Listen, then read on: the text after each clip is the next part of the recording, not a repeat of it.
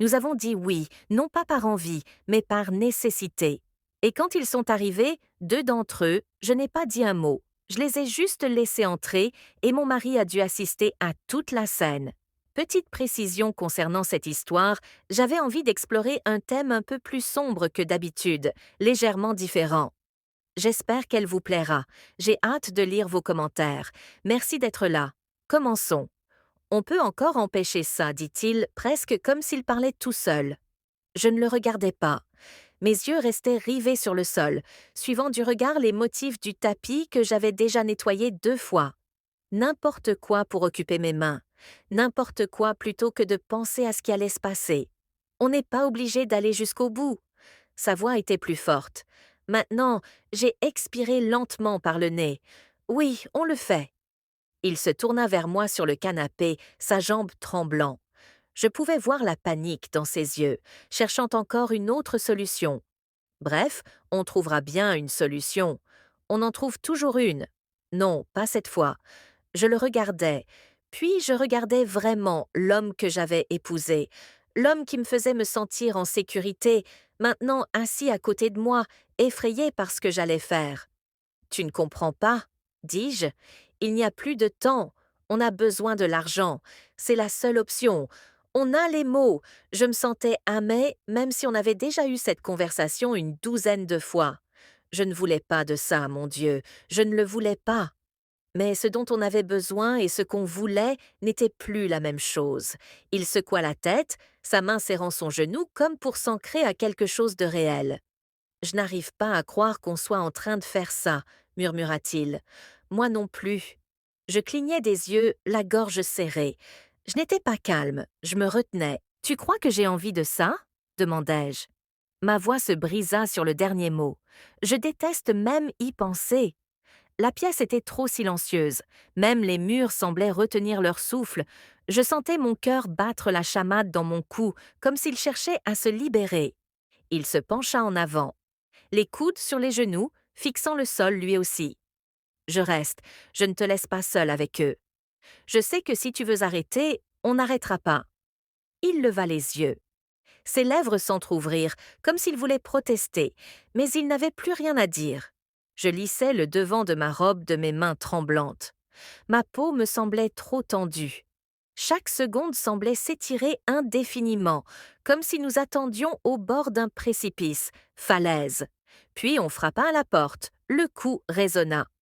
Je restais immobile, me contentant de respirer lentement, régulièrement, comme si j'essayais encore de convaincre mon corps que tout allait bien, que j'en étais capable. Je me suis arrêtée, le dos à moi. J'ai entendu mon mari bouger à contre-cœur, mais alors que je me tournais vers le couloir, j'ai senti sa main se poser légèrement sur mon épaule. Juste un instant, juste assez pour me dire « je suis toujours là ». Je me suis dirigée vers la porte et l'ai ouverte. Deux hommes les fixaient déjà. L'un âgé, peut-être la cinquantaine, plus grand que je ne l'imaginais. L'autre, plus jeune, plus mince, plus vif, probablement de mon âge voire moins. Aucun des deux ne sourit. Pas de salutation, pas de nom. Ils entrèrent sans demander. Mon mari les suivit silencieusement, refermant la porte derrière eux. Aucun de nous ne parla. Ils ne regardèrent pas autour d'eux, ne dirent pas un mot. L'un d'eux posa un petit sac noir près du mur. Je ne demandai pas ce qu'il contenait, je n'en avais pas besoin. Par ici? Dis-je d'une voix qui ne tremblait pas. Je ne le laissai pas faire, je les conduis dans le couloir. J'entendais le poids de leurs pas derrière moi. Lent, prudent, mon mari resta près de moi, son rythme adapté au mien. Arrivé à la porte de la chambre, je m'arrêtai un instant seconde. Puis je la poussai et entra. La lumière était tamisée. Le lit était fait. Les draps étaient déjà tirés comme si c'était une tâche anodine. J'entendis la porte se refermer derrière nous. Il ne partit pas. Mon mari se dirigea vers le fauteuil dans le coin et s'assit lentement, les mains sur les genoux, le regard droit devant lui. Je ne le regardais pas. Au lieu de cela, je me dirigeai vers la commode et ouvris le tiroir du haut. En sortant les papiers que nous attendions pour signer le contrat, l'accord qui allait tout changer. Mes mains étaient fermes derrière mon dos.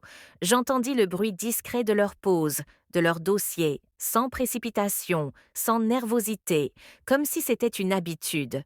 Je me tenais au bord du lit, les bras tendus le long du corps. Je fixais le mur en face de moi. Je sentis le plus jeune s'approcher avant même de le voir. Il ne dit rien. Il tendit la main et effleura un morceau de papier vers moi. Sa main s'attarda chaude, familière, mais tellement déplacée. Je ne bronchai pas. Puis il se pencha et dit doucement : « On peut encore s'arrêter si tu as des doutes. » Je ne répondis pas. Je me contentais de secouer la tête. Aucun bruit, aucune protestation, juste de la détermination. Puis l'aîné s'avança, la voix calme, délibérée. « Très bien, alors commençons, » dit-il. Il ouvrit un dossier, posa les documents sur la table à côté du lit. Mon mari leva les yeux un instant, puis les détourna. Je pouvais le poids de ce que nous faisions s'abattit sur lui comme une ombre. Il ne s'agissait pas d'eux. Il ne s'agissait pas de nous non plus. Il s'agissait de ce dont nous avions besoin. Je signai d'abord mon nom, petit irrégulier. Le plus jeune hacha la tête en silence. Le plus âgé suivit, vérifiant chaque page, marquant chaque section. Ses mouvements réguliers, précis et maîtrisés.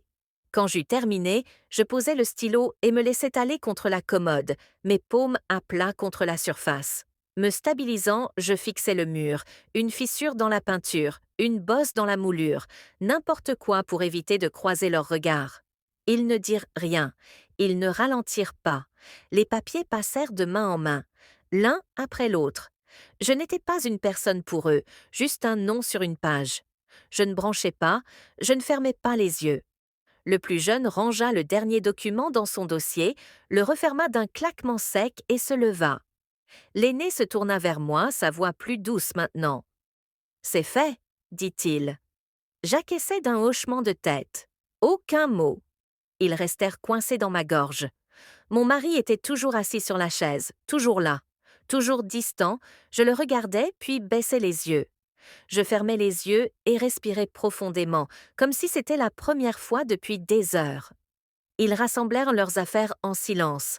La porte s'ouvrit puis se referma et je restai là, non pas vide, juste fatiguée, creuse d'une façon que je ne pouvais pas nommer.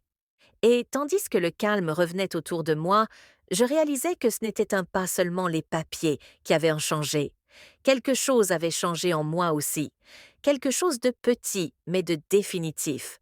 C'est la fin de l'histoire. Celle-ci était un peu plus sombre que d'habitude. Quelque chose d'un peu différent de ce que je partage habituellement. J'aimerais beaucoup avoir votre avis. Ça a fonctionné pour vous? C'était trop éloigné de la réalité? Laissez un commentaire et faites-moi part de vos retours. Cela compte beaucoup. Et si vous avez aimé, n'oubliez pas de liker la vidéo et de vous abonner. Merci d'être là. Cela me touche vraiment beaucoup.